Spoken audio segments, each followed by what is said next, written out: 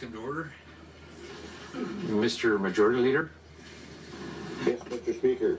I move and ask unanimous consent that Representative Carpenter be excused from the call of the House today, and Representative Gillis has previously been excused from the call of the House. There's been an objection. Mr. Speaker, place the call in the House at this time.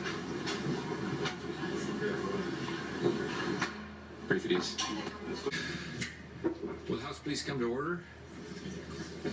So just for members' edification, I'm going to ask Representative Thompson and then Representative Eastman to withdraw their motions, which will take the body back to where we were as the gavel came down, whereupon I will then turn things over to the Senate President to conduct the business at hand. So with that, Representative Thompson. Point of order, Mr. Speaker.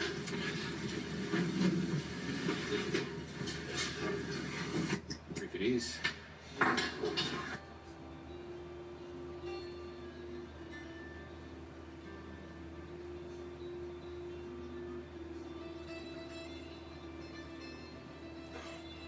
Will the House please come to order?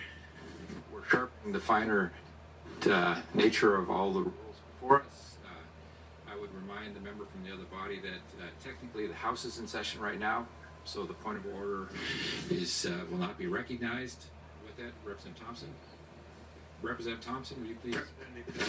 Mr. Speaker, I remove my motion to request a excused absence of Representative Carpenter from the call of the House. Representative Eastman.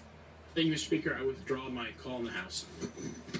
So, under the accordance of Rule number 51, I turn the gavel over to the Honorable Senate President Kathy Giessel. Will the joint session please come to order? Pursuant to Uniform Rule 51, the Speaker of the House and I have agreed to hold a joint session today, Friday, January 24th at 10:30 a.m. in the House chambers. The purpose of this joint session is to consider the Governor's vetoes to House Bill 2001, which was the operating budget. Madam Secretary, will you please call the roll of the Senate for attendance? Senator Begich. Here. Begich, present. Senator Bishop. Here. Bishop, present. Senator Coghill. Here. Coghill, present. Senator Costello. Here. Costello, present. Senator Gray Jackson. Here. Gray Jackson, present. Senator Hoffman. Here. Hoffman, present. Senator Hughes. Hughes, present. Senator Kawasaki. Here. Kawasaki, present. Senator Keel. Here. Keel, present. Senator Machicki. Here. Machicki, present. Senator Olson. Here. Olson, present. Senator Reinbold. Here. Reinbold, present. Senator Reback. Here. Reback, present. Senator Shower. Here. Shower, present. Senator Stedman. Here. Stedman, present. Senator Stevens. Here. Stevens, present. Senator Von Imhoff. Here. Von Imhoff, present. Senator Wielechowski. Here. Wielechowski, present. Senator Wilson is excused from the call of the Senate. Senator Giessel. Here. Giessel, present. The roll shows 19 members present. Senator Wilson is excused. Will the House members please indicate their presence by voting?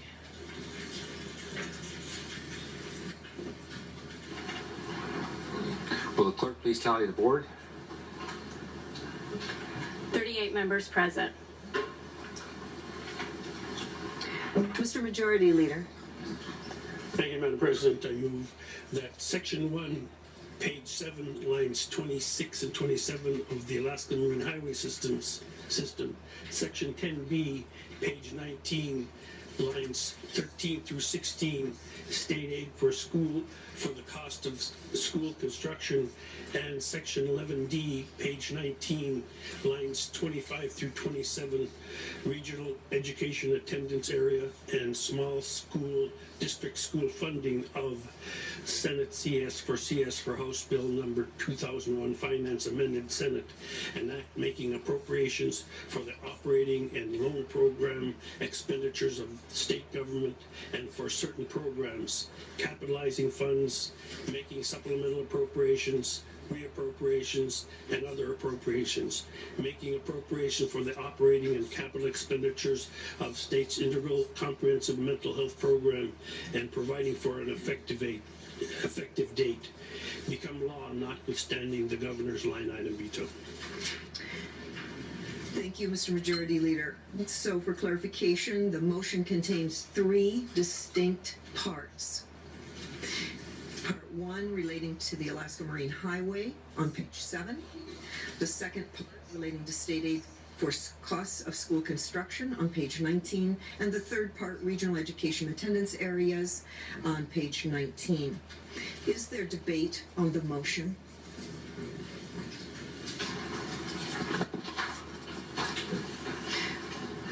Senator Machicki. Madam President, prior to debate, I move and ask unanimous consent that we divide the question. There's been objection. Would someone like to speak to the objection? Senator Stevens. Thank you, Madam President. All 3 of these issues are extremely important to everyone in my district.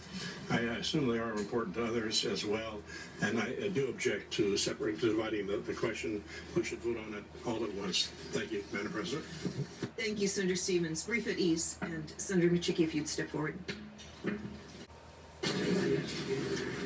Will the joint session please come back to order, Mr. Majority Leader? Thank you, Madam President. The motion was to divide.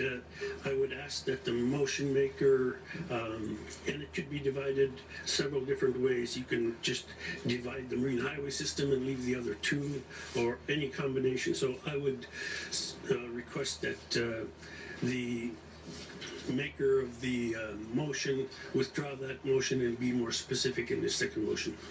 Senator Machicki. Thank you, Madam President, and thank you, Mr. Majority Leader, for requesting that clarification. I withdraw my previous motion for dividing the question, and I would like to restate my motion with a new motion to simply divide the marine highway question from the 2 education questions. I see those differences as being substantially similar by just dividing combining the 2 education questions and separating them from the marine highway question. So there's a new motion on the floor. There's been objection. Who would like to speak to their objection? We're ready to vote then. The question before the body is, shall the motion be divided thusly, that it be divided into 2 sections. The first to include page 7, Alaska Marine Highway. The second section to include the state aid for school construction on page 19 and the rural education attendance area also on page 19. Mr. Speaker. House members may proceed to vote.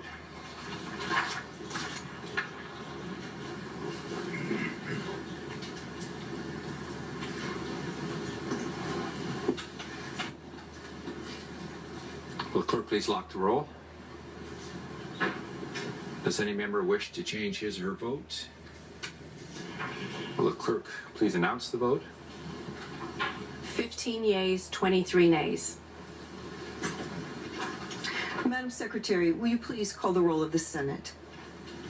Senator Wielechowski. Wielechowski, nay. Senator Wilson is excused. Senator Begich. No. Begich, nay. Senator Bishop. No. Bishop, nay. Senator Coghill. No. Coghill, nay. Senator Costello. Yes. Costello, yay. Senator Gray Jackson. Gray Jackson, nay. Senator Hoffman. No. Hoffman, nay. Senator Hughes. Yes. Hughes, yay. Senator Kawasaki. No.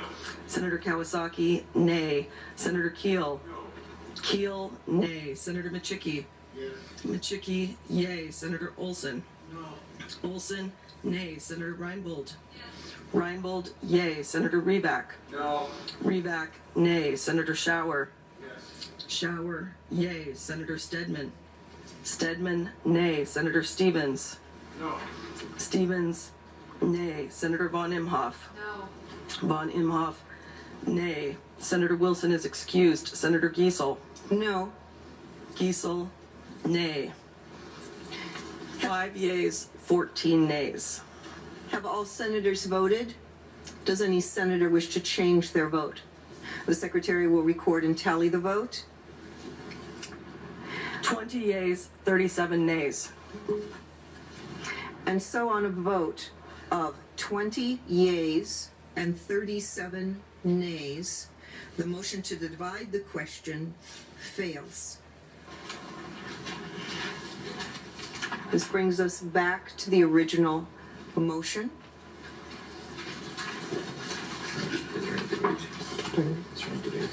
Is there any debate? Are you ready for the question? The question, briefeties. Session, please come back to order. I had not noticed that Representative Hannon had her microphone up under discussion. Representative Hannon. Thank you, Madam President. I rise today in support of a yes vote on this veto override. My election district includes 4 school districts and 5 communities who all depend on the Alaska Marine Highway System for their economic viability. In the smallest and poorest communities across coastal Alaska, when service needs are truncated in the middle of winter, it means you go on Facebook to ask neighbors if there are diapers that fit their child. It means that the free school lunch program at your school doesn't have what it needs to feed the children of Angoon. It means that your sports and activities end for your school that winter because you can't move your kids around on alternate means. Many of our communities who've been cut off from Alaska Marine Highway service this winter don't have alternates. Some of them don't have barge landing equipment. There is no way to move freight at a reasonable rate into the village of Angoon. In Cordova, you were told, we'll see you next summer. And that community has been without service since September. One of the jobs that the state of Alaska is compelled to do for its citizens is support infrastructure that allows communities to have local businesses that meet the private sector needs of our state. Our infrastructure is not supposed to be profitable. It's supposed to meet the service that Alaskans demand. I've heard from my constituents and Alaskans across the state that demand better service from our schools and from our infrastructure. And I urge you all to understand that the Alaska Marine Highway System needs more money to continue operation now, this winter. That many of these communities cannot continue till spring. And I urge your yes vote. Thank you, Representative Hannon. Thank you, Representative Hannon. Representative Stutz. Thank you. There's been objection. Representative Kopp, would you speak to your objection? Yes, thank you, Madam President. Madam President, under Mason's Rules 156.9, acceptance of motions, the House should be protected against dilatory or frivolous motions by the presiding officer by refusing to entertain such motion. Madam President, under Section 180 of Mason's Manual dealing with dilatory motions, any regular parliamentary motion, which a call of the House comes under, when improperly used for the purpose of delaying or obstructing business, is a dilatory motion. For the convenience of legislative bodies, it is necessary to allow some highly privileged motions to be renewed during the transaction of business. However, there must be provision for protecting the body against abuse by constantly raising questions of order and appealing every decision of the presiding officer. Every legislative body has the inherent right to protect itself from dilatory motions. Whenever satisfied that a member is using parliamentary tactics to obstruct business, the presiding officer should not recognize the member, Madam Chair, but should rule that person out of order. I'm sorry, Madam President. Madam President, after having been sustained upon an appeal, the presiding officer need not entertain another appeal from the same member while it is evident that the member is trying to obstruct business. Thank you, Madam President. Thank you, Representative Cobb. Senator Reinbold, in conformance with Uniform Rule 156 and Mason's 180, I am ruling you out of order with that motion. You've been ruled out of order for interrupting and making a dilatory motion. Madam President, you're supposed to recognize members not based on the majority and minority. You are out of order. And, Madam President, we're in equality, and I place a call on the House. Just because you don't recognize it doesn't mean it is not official. There's a call on the House. At ease. Will the joint session please come back to order? Senator Reinbold. I move to lift the call. Thank you. We're now under discussion of the main motion. Representative Stutz, I had called on you.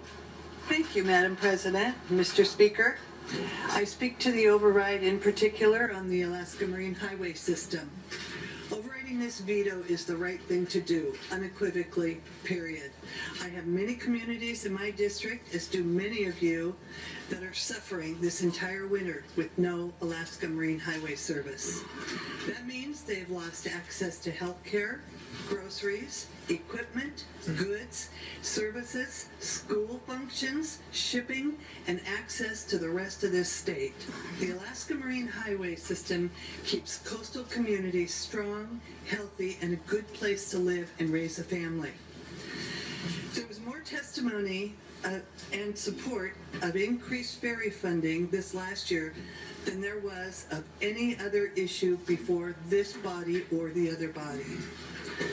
Further, Alaskans from across the state have been overwhelmingly and vocally supporting this override since the moment the $5 million veto, the $5 million was vetoed. This past Tuesday, the House Transportation Committee held a public hearing on the urgent need for more funding, and municipalities from across Alaska traveled to passionately argue and in order to reverse the governor's veto.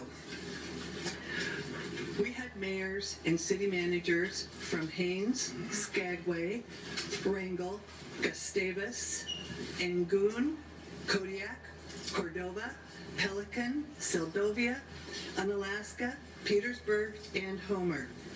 We also had written testimony from the municipality of Anchorage that strongly spoke of the benefits to the Anchorage Bowl that the Alaska Marine Highway System provides to them. Yes, there are maintenance issues with the Alaska Marine Highway, but frankly, that is a separate discussion from the $5 million we are speaking of today. The $5 million are operational funds that need to be restored to the system. Madam President, Mr. Speaker, Alaskans have spoken.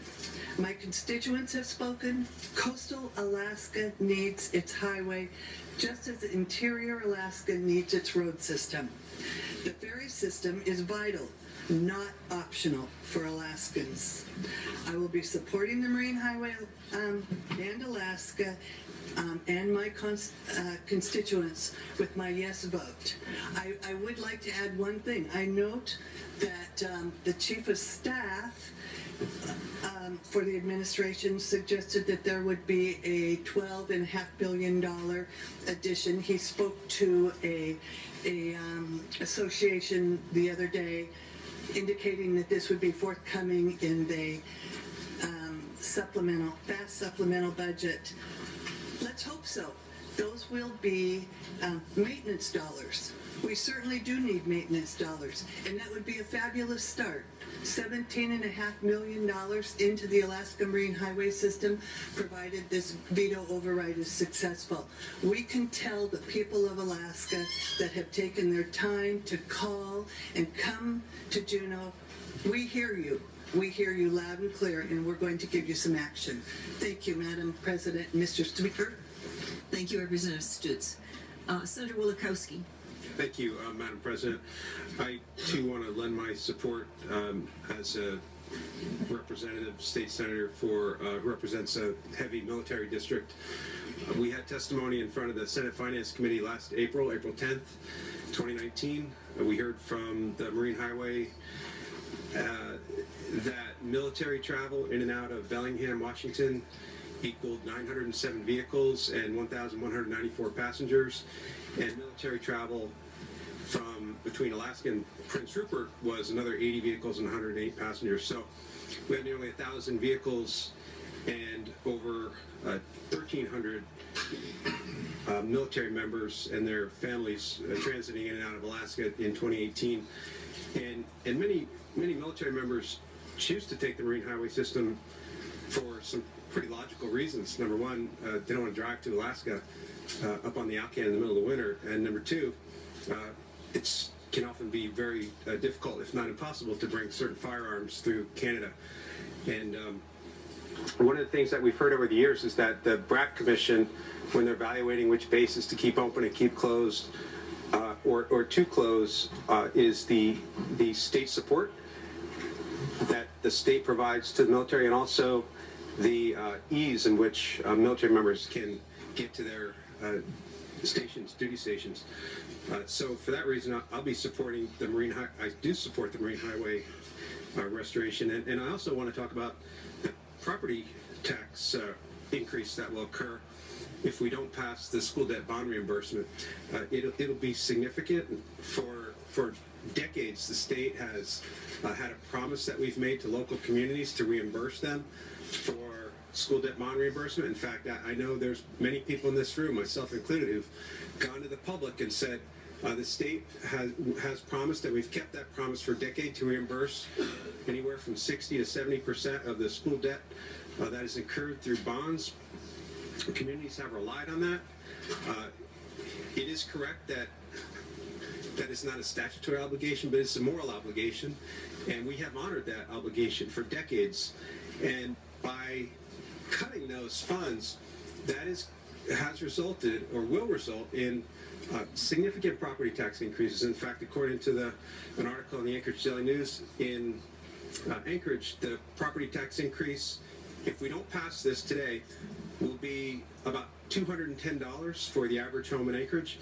In Juneau, they have estimated that this veto would cost them $3.7 million, which they would have to take out of their local savings account. In Mat-Su, this veto would result in local operating budget being cut by $12 million, or roughly 8%, as well as a small property tax increase.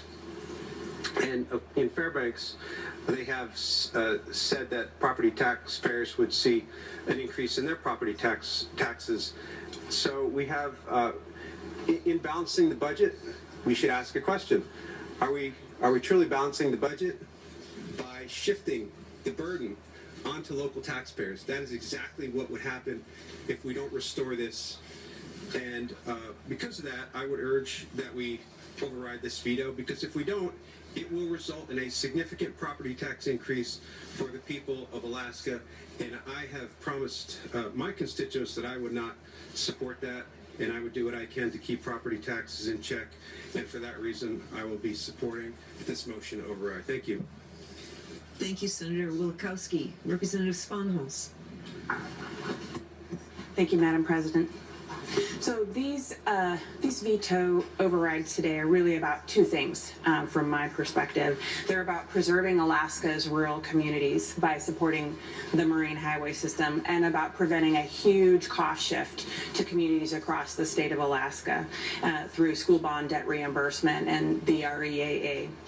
On the ferries, the preceding speaker just already referenced the important role that the Marine Highway system plays to the military personnel that are such a large percentage of our population in the state of Alaska. And so I'm going to speak instead to the dozens of communities that are served by the Marine Highway system. And sometimes we think that there are two Alaskas. There's on-road system and there's off-road system. And I can say that as an urban Alaskan, that I really strongly support the preservation of rural Alaska and off-road system Alaska, for a lot of reasons.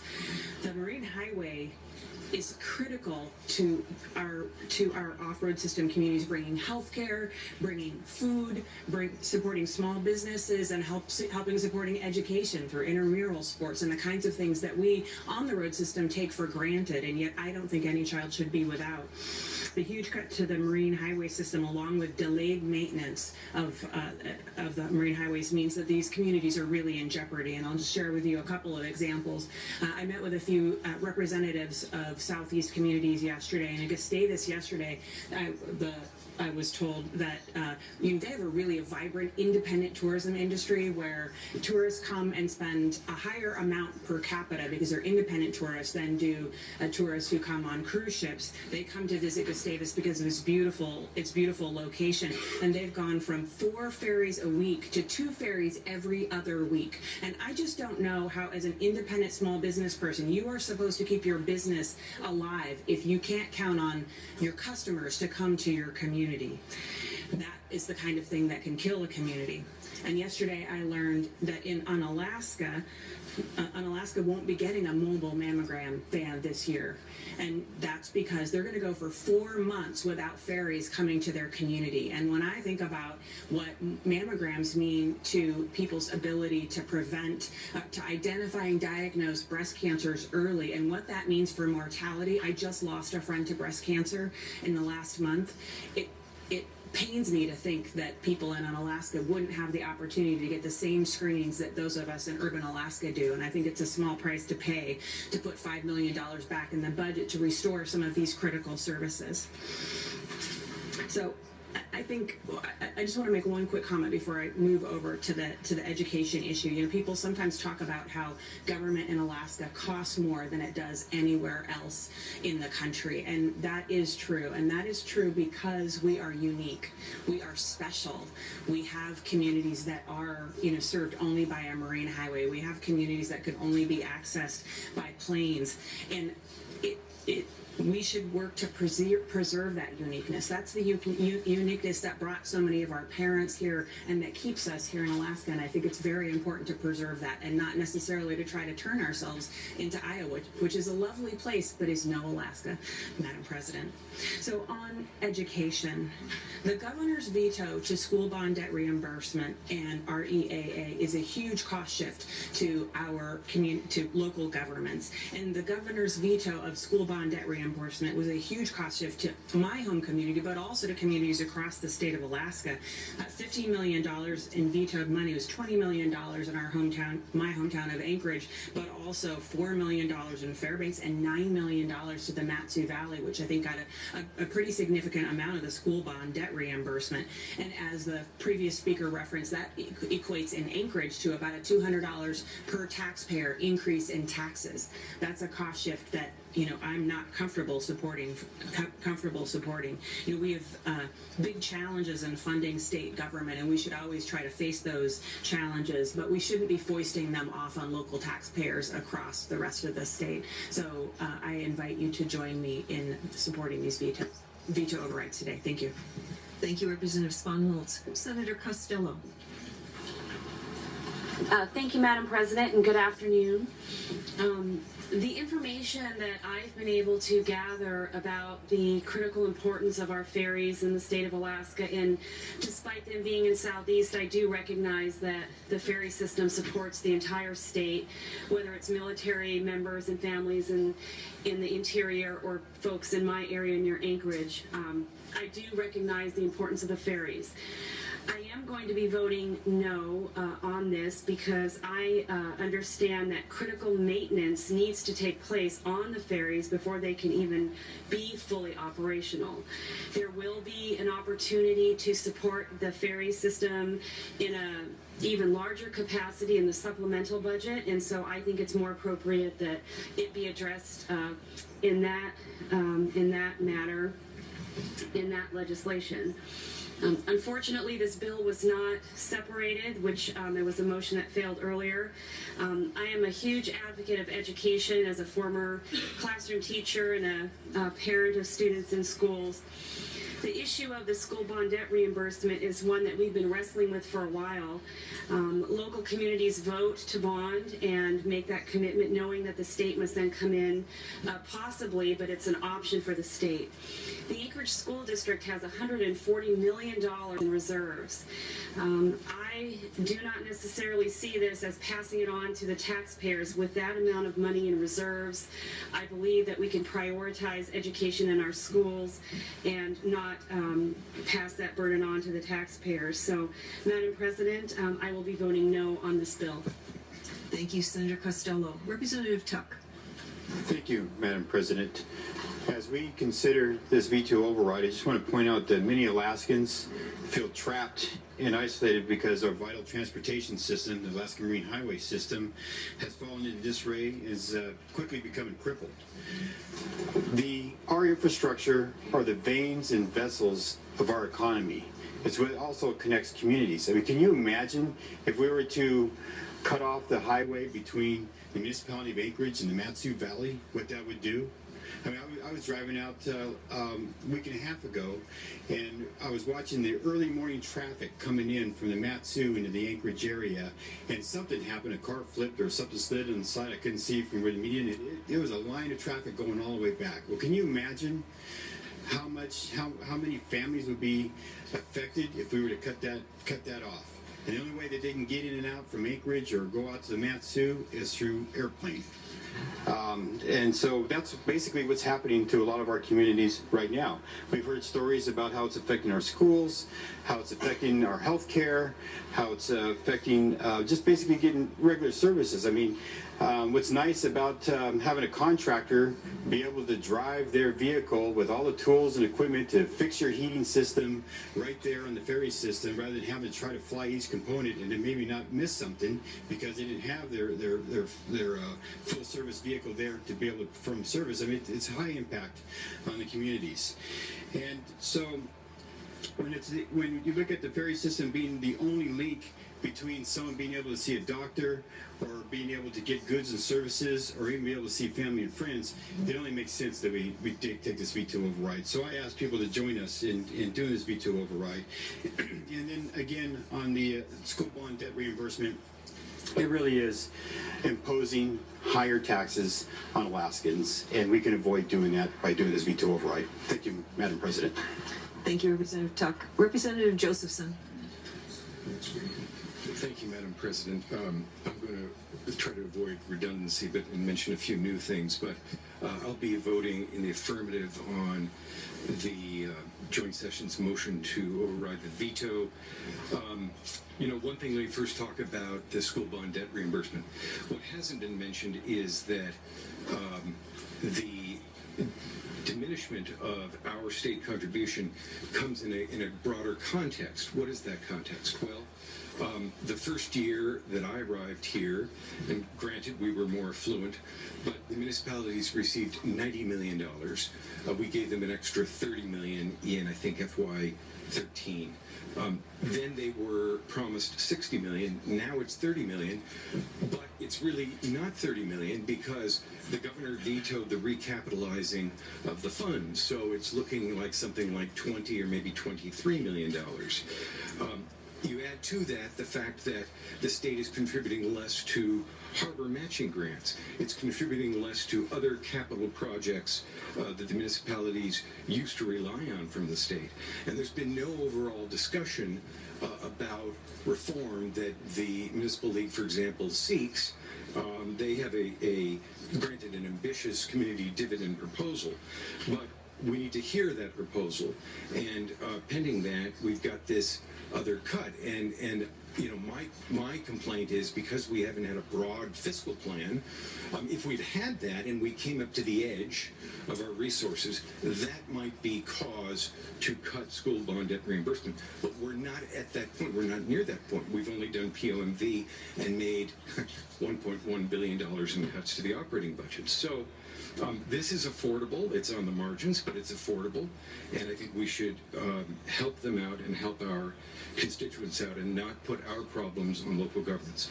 Relative to the ferry system, You know, one thing that we need to let the public know is that the $5 million is critical, but they shouldn't be lulled into thinking, oh, that problem got solved. No, it did not get solved.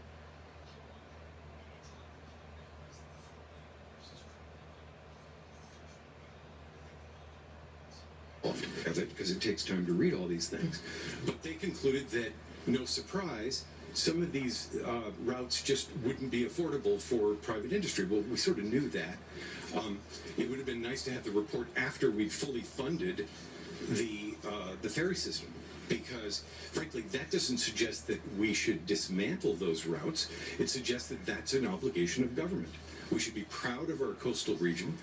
We should be proud of our iconic ferry system, see the economic value in it, and continue to fund it appropriately. And then relative to the argument that, well, geez, this will come in a supplemental budget, yes, in about 3 months. If we pass this override, it's a law that goes into effect immediately, and that funding would be distributed faster. So, and then finally, you know, my understanding is that the $5 million would indeed go immediately into operations and could grow the number of routes in a way meaningful to our coastal communities. For all those reasons, I eagerly support the motion. Thank you, Representative Josephson. Senator Shower. Thank you, Madam President. I'll make it clear that last year a lot of us went through quite a bit with the struggle on the vetoes and the veto overrides and the battle that took place with that. So I'm going to rise to continue that same path for myself, which was a vote not to override the vetoes. It's been said already, but I think it bears repeating that there's actually more money coming. So to say that that's not in there is not true. There is more money that's going to be coming shortly, and that's already been verified with the administration that not just the $5 million, but more than that is on its way. And I think that's something that should be played out in the process. You talk about the process as opposed to shortcutting it with this, is to play that out in the finance tables in the House and the Senate, and let that do what it's supposed to do. And I think we'll see even more money come to the ferry system back to it. Those deals were struck last year. It worked out in finance with the administration, and even though not everybody agrees on it, it was acceptable to what passed, and that's what it was. Some people tried to get those back, and it didn't pass. This was just another attempt to go past that process, and I think that we just stay where we are and let it work out this year, and that's it on the ferry system. Regarding the school bond debt reimbursement, the MATSU, because everybody's talking about their districts, I know the previous senator sitting beside me talked about her district that has more than enough money to absorb that for this year to work through the process. Well, I've talked to the assembly back home in Matsu, and they have the money to absorb it this year as we work our way through the process. My suggestion is let it go, work through the process, we'll figure it out legislatively, and come to an agreement with the governor and the administration on how we move forward for that. So that's what I look at on this one, and I'm going to, again, rise in opposition. And that's it on that one. Madam President, before I sit down, I have a point of order I'd like to speak to. Point of order. Thank you. To make this very brief, the previous comments from the senator from Eagle River about the call, I just want to comment on this very briefly, but we talk much about impugning people's motives, and I believe the ruling to call it dilatory is impugning her motives for what she said. She had a reason for doing that, and I don't believe that that was appropriate. I think that is a dangerous precedent for us to set, that a ruling can be made, and the voice of all the rest of us are basically being silenced by that. It is a procedure that is there for a reason, and it is designed to slow the process down, and I believe that that should have stood, and I don't believe that was an appropriate use of the word dilatory. And like I said, I want to reiterate, I think that actually impugned the motives of the senator from Eagle River and what she did with that. I think we need to enforce those rules. It's there to give us that voice, to slow this process down, and like I said, I'll reiterate, I think that was a dangerous precedent to say that we're not going to do that. So thank you very much, Madam President, to give me the chance to speak to that. Senator Machicki. Thank you, Madam President. Just a couple of things to add today. I find this process a little bit frustrating today. We're a week into the 2020 session, 7 months into the last fiscal year, and talking about the past. When we're all here together, can be expediting a process that actually solves problems, which I don't see that we're solving problems today, and I'll tell you why. On the Alaska Marine Highway veto override today, and I don't have an allegiance to one side of this or another, I actually find the current lack of Marine Highway service to be completely unacceptable. But the $5 million today doesn't solve that. It doesn't solve it at all. We have mismanagement in that system for years, and that mismanagement in the past has brought us to this perfect storm of operational and structural integrity issues in an aging, mismanaged fleet. This doesn't solve that. We have many issues to work out. So I guess what I'm saying is, I reached out to the administration. Whether or not you support this governor, I've served under 3. I work with all of them well because that's who we have. I reached out to the administration and said, what's your solution? What do you have in the supplemental budget for the marine highway system? And specifically in the $12 million, $4 million is to backfill revenue lost during the busiest part of the season due to the IBU strike last year. That didn't help operations. And $3 million is for the door repairs, which those vessels can't go into service, the Hubbard and the Teslina, until those are completed. So we have some work to do. In the 21 budget, there's $16 million, not really what we're talking about today. But let's work through a solution through that supplemental budget that will relieve coastal communities of lacking service right now. Let's work through a solution, which I believe at this point is probably going to have to be a one-time private solution that helps supply communities, provide what they need prior to the fishing season before these other ferries come back into service.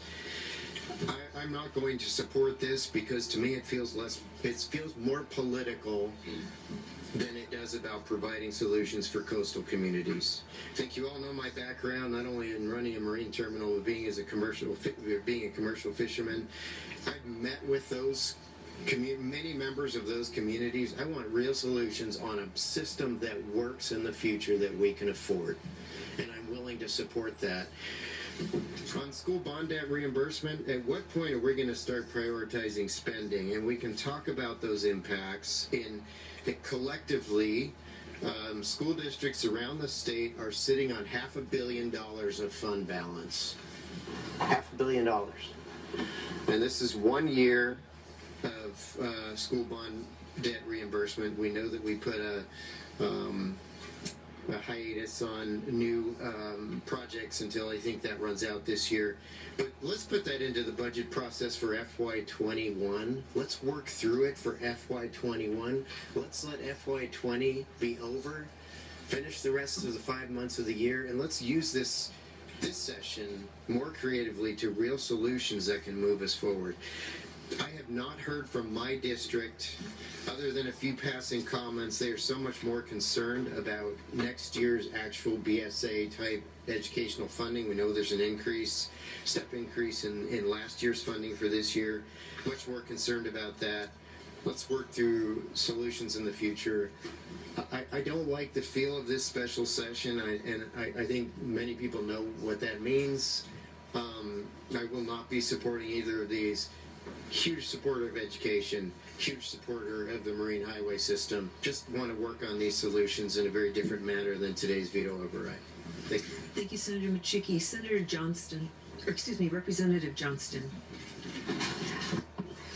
Thank you, Madam President. First of all,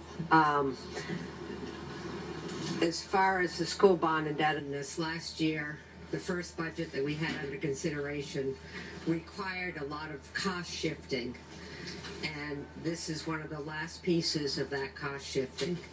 And while I think it is a conversation to have about cost shifting to lower taxpayers, my personal drive is to stay in my own lane and to look at the modernization of our own state government and find cost savings and efficiencies there first before we push it down to the local governments.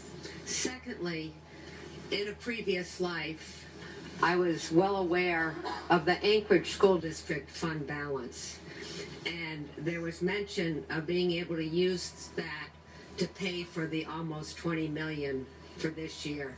I just want to remind those, or maybe even suggest if you didn't realize this, but fund balances are required by your bonding authority. It's required, or extremely well suggested, that you have at least 10% in your fund balance to cover your bonds. And I have a feeling, I haven't looked at these figures for a while, but I have a feeling taking $20 million from the school district fund balance would be extreme, and it would probably make them non-compliant. Thank you, Representative Johnston. Representative Christ-Tompkins. Thank you, Madam President.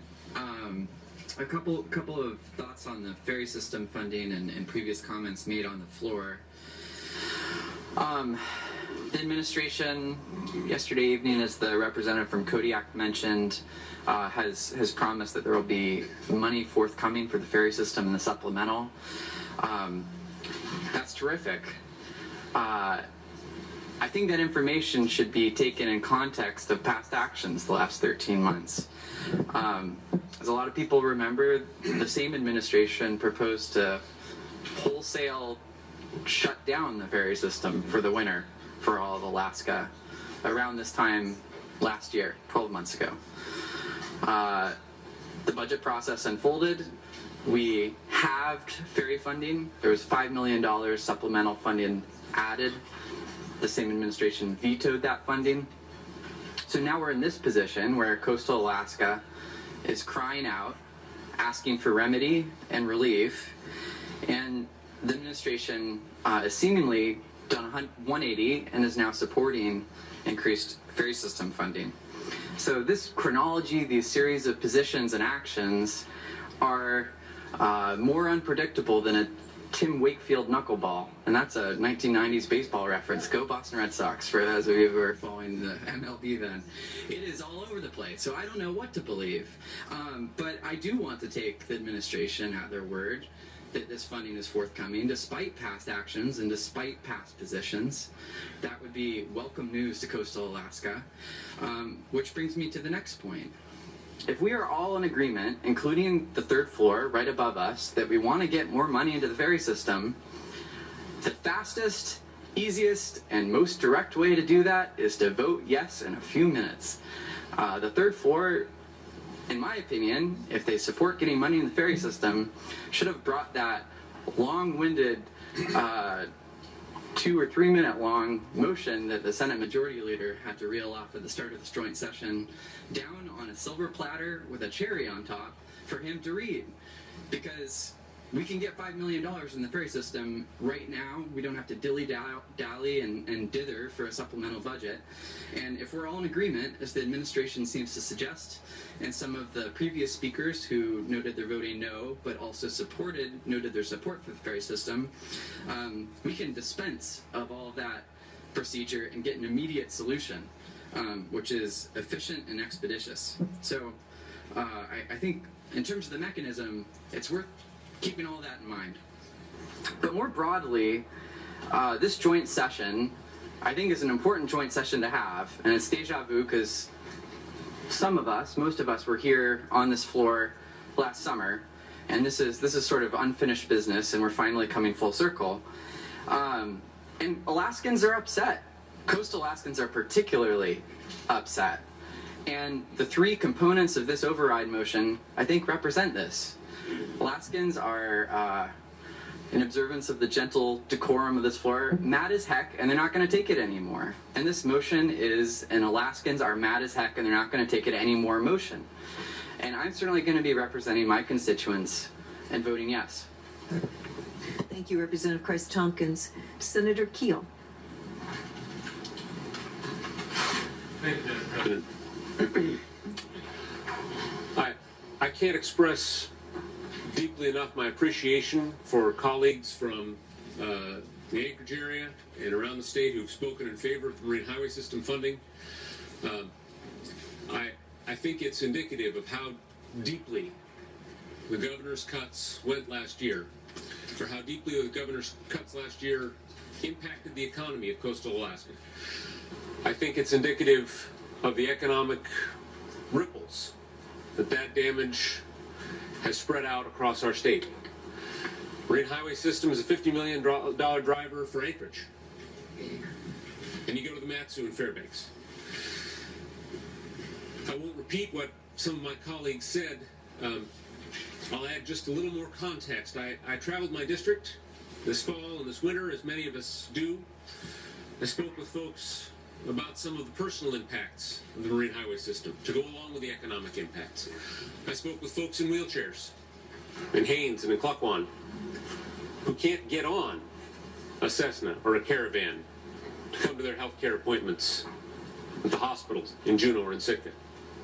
They need a ferry or they got to move.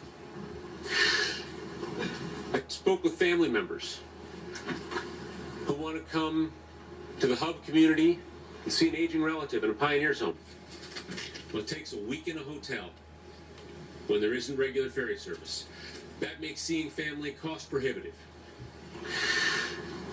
We could go on at some length about empty store shelves, as my colleague did. I think that speaks to the importance of infrastructure, like the marine highway system, to all our economies. We need to do a better job with infrastructure where we don't have it in this state, not roll it back where we do. The intent of these two bodies, when we passed that $5 million we're going to vote on today, was clear. And it wasn't for my district, Madam President. It was for communities like Cordova, communities like Pelican, that are going months without a vessel at all. A yes vote is a vote to put service back to those communities, a lifeline for people who live there.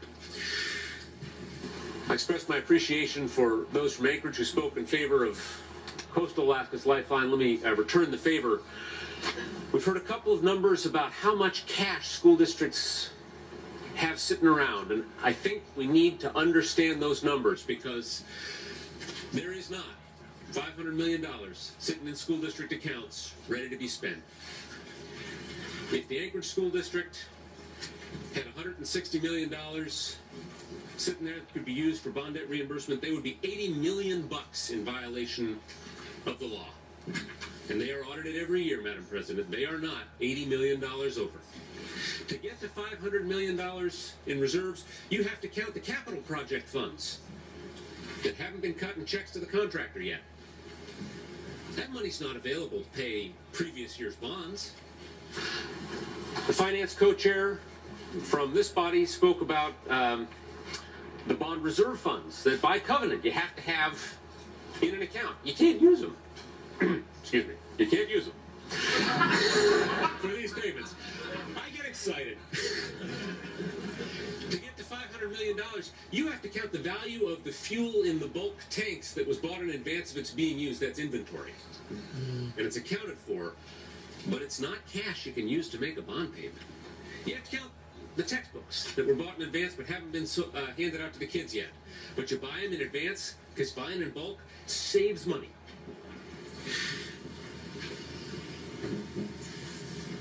There isn't $500 million in free cash sitting around. And if there was, the entire state would be at 150%, would be 150% over the limit that we placed in law on what school districts can have in reserve. So when my colleagues talked about the effect on property taxpayers, that's what a no vote really does. That's what cutting in half school bond debt reimbursement really does. It shifts it to your muni, because the municipality is the district, it's a municipality. It shifts it to the property tax bill. There are some who may have enough cash to cover just this once. But it's got to come from somewhere. And no municipality has that kind of cash laying around either. So a yes vote, Madam President, helps communities that are looking at a terrible, terrible rest of the winter with no vessel at all coming to stock the shelves. And it helps our school districts, it helps our taxpayers with their tax bills. I urge a yes vote on the override. Thank you, Madam President. Thank you, Senator Keel. Representative Hannon, or excuse me, Representative Story. Thank you, Madam Speaker. I rise today to urge this body to pass this action. It is urgent. There's no time to spare.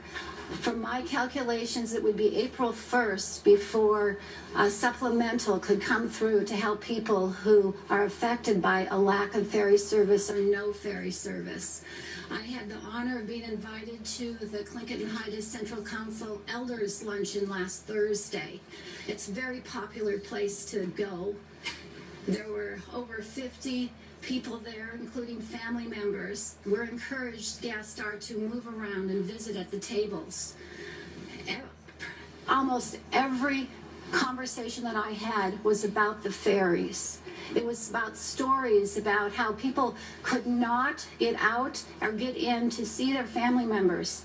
It's about personal finances, about how to afford flying in goods to communities that do not have access. It was about having enough milk for their children, going to the store and there not being any milk, and the seaplanes have to fly in the goods and the seaplanes are backed up. 4 planes with already people sending goods out, and so you have to call and negotiate, can you bump up this? This is critically important. I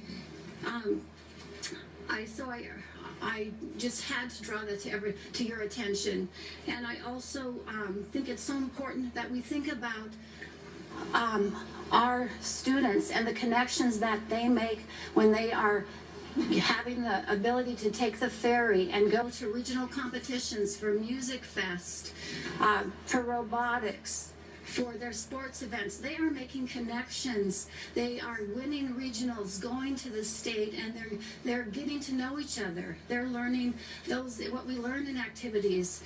They learn employability skills. They learn how to convince people to work together to get to a certain spot where things can work out. And so I just urge this body to understand this is a sense of urgency that we get this action passed. Thank you. Thank you, Representative Story. Brief at ease. Will the joint session please come to order?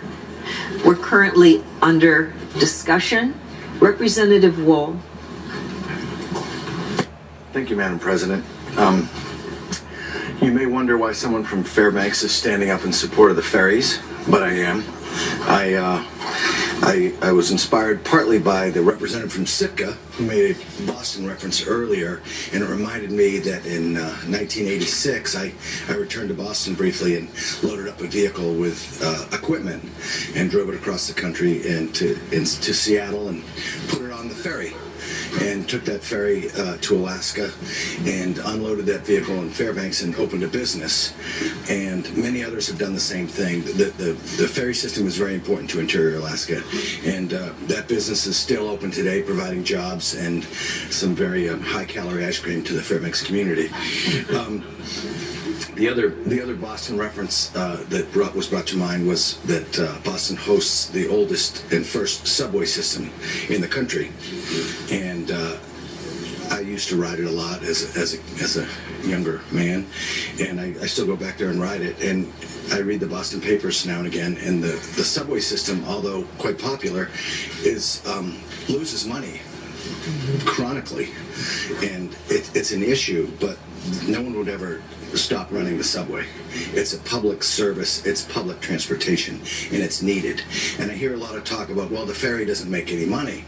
We got to outsource it to a private corporation or something.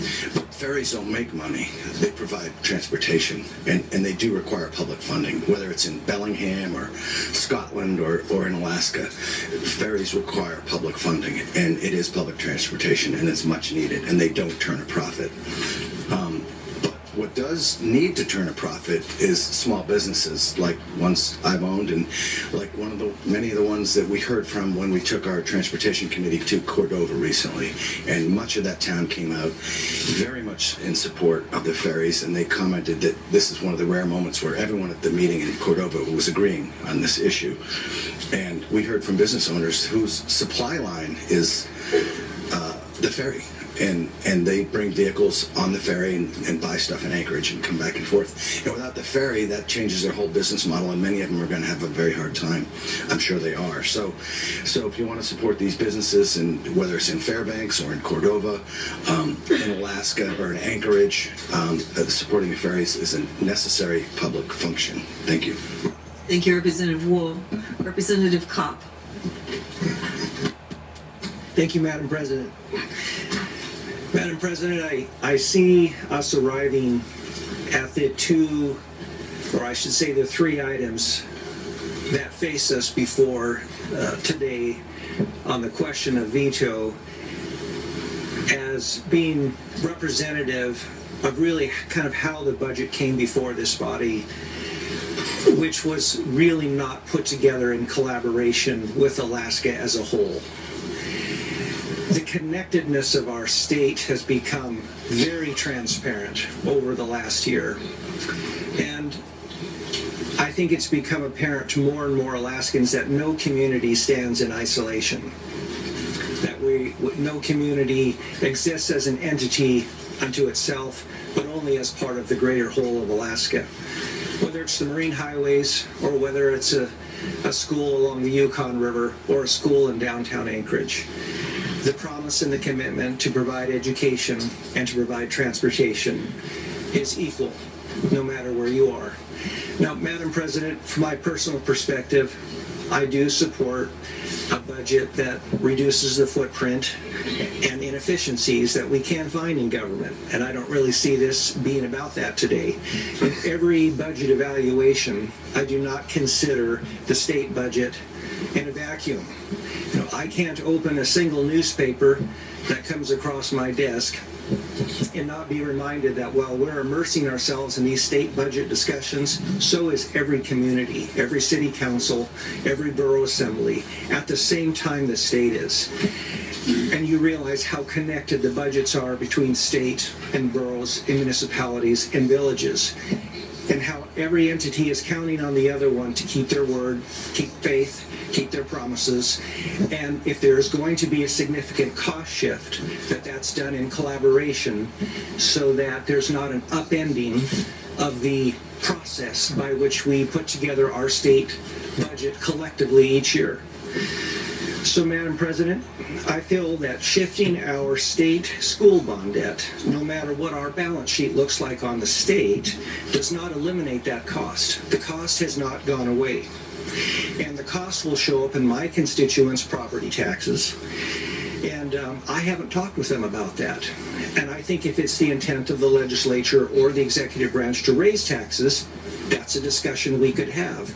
But doing it in this manner where we're raising taxes, that's not my desire, and I don't believe it's the desire of a number of our colleagues here today.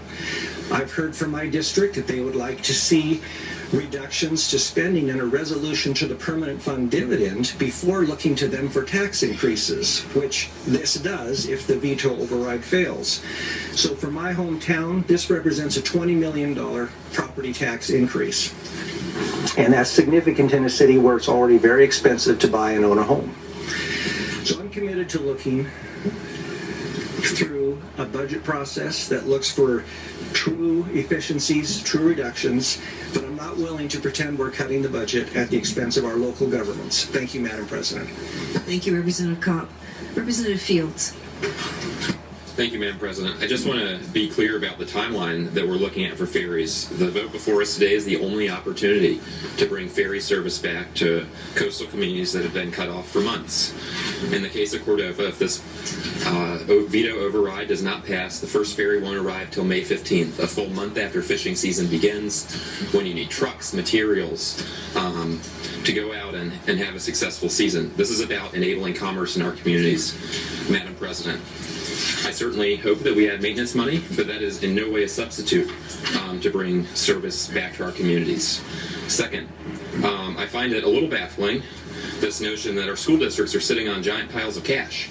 I think that would come as news to our teachers who have larger classroom sizes than ever. There are class sizes in South Central Alaska that in some cases reach 40 students. It is almost impossible for a teacher to provide quality instruction to 40 students. In the school that's 2 blocks from my house, which I visited a week ago, there are combo classes, multiple grade levels in a single classroom as if we were living on the frontier in 1877. I mean, I find it unbelievable that the school district is so underfunded that they are combining classrooms in a single space. Some kids sit over here while the teacher provides instruction to one group and then switches. This is an incredible disservice to our schools. So, no, I think it's pretty clear to anyone who has kids in the public school system that our schools are not sitting on piles of cash. And, in fact, the choice before us is very simple. If we fail to override this veto, absolutely, as my colleague from South Anchor just stated, our citizens, our business owners will face property tax increases. And if we fail to override this veto, our coastal communities will continue to be cut off for months, impairing commerce, as we've heard from our local government officials. We have a statewide economy. The Alaska Marine Highway is part of our transportation network, and we abandon it to the detriment of our entire statewide economy. Thank you, Madam President. Thank you, Representative Fields. Representative Ortiz. Thank you, Madam President. I'd first like to associate myself with the comments in support of the comments that have been made by the speakers from Juneau, from both bodies, from Sitka, and from Kodiak. And with that, I'll make my comments brief and start out by saying thank you to those members in this body and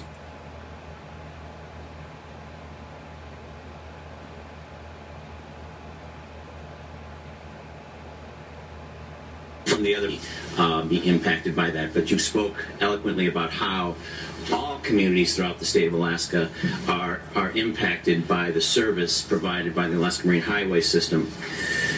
I would like to state, Madam President, that a vote in favor of this motion is a vote in favor of the political process as we know it. And what I mean by that is, Madam President, the House Transportation Chair convened a meeting specifically on the first day of the session, specifically to hear from communities about the importance of the Marine Highway system. And we did that. We heard from communities all across the state of Alaska. And we heard from the executive director of the Municipal League, who represents even more communities than the actual members who were there to present testimony. And what we heard was a call for urgent action to address the issue. And the issue, of course, is one of no service for communities like Cordova and for communities like Gustavus and other rural communities. No service. And so it's not, in respect with the comments made by the member from the other body from Soldotna, it's not as simple as just letting it ride until the budget process takes its full course in the rest of the session here. Because by letting it ride, we have communities and we have people who are cut off. They continue to be cut off from having access to medical appointments, having access to regular delivery of groceries. And it's not a matter of politics, it's a matter of having access to needed services. And that's why it's so important that we take this action in support of the motion. We vote in support of the motion because in doing so, we are responding to the very cries that we've heard. The opportunity was given for communities to come to this Capitol to let their voices be heard. They let them be heard. It was quite clear. They wanted action. And by us voting in favor of this motion, we are responding to that. And so, thank you, Madam President. And I hope all members vote in support of this particular motion. Thank you. Thank you, Representative Ortiz. Senator Stedman.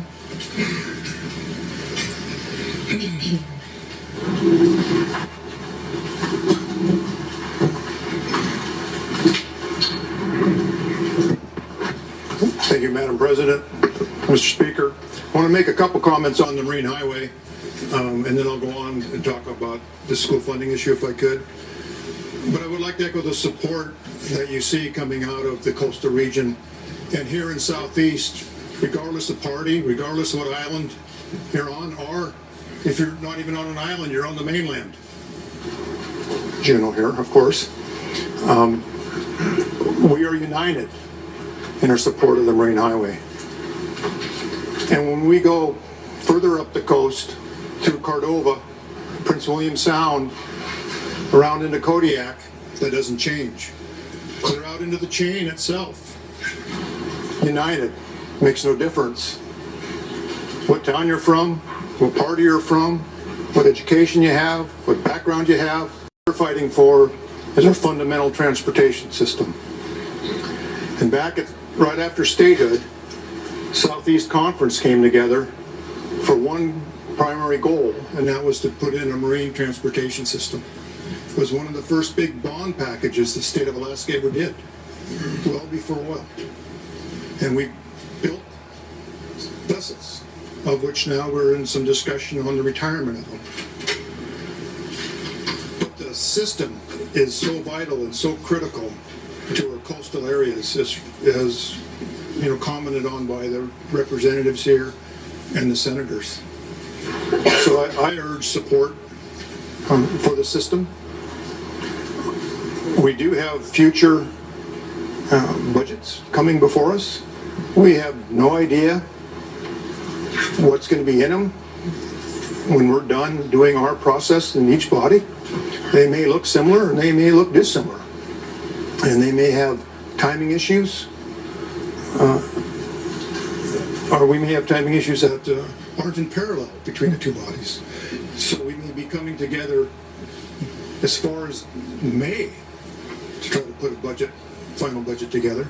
And it may not be till mid-June until it's signed and enacted.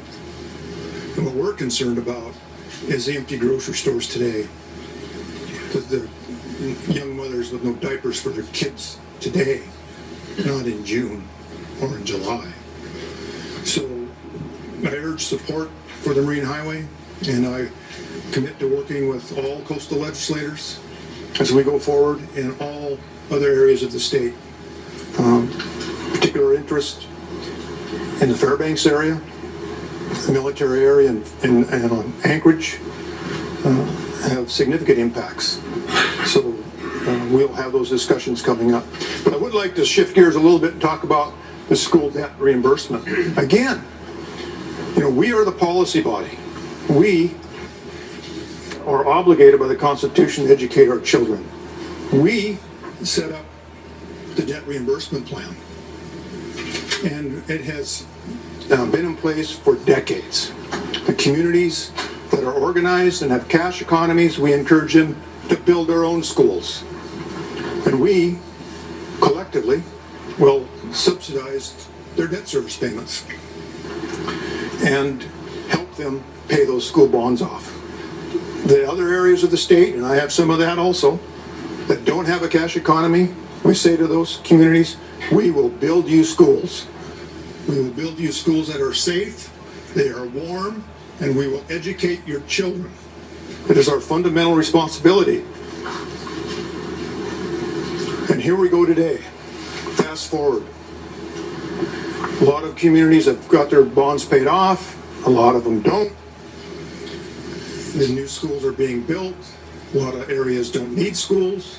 My district, unfortunately, we need kids, not buildings in the future. A lot of the areas of the state are like that. Mat-Su is not like that. We all know Mat-Su area is the highest growth in the state.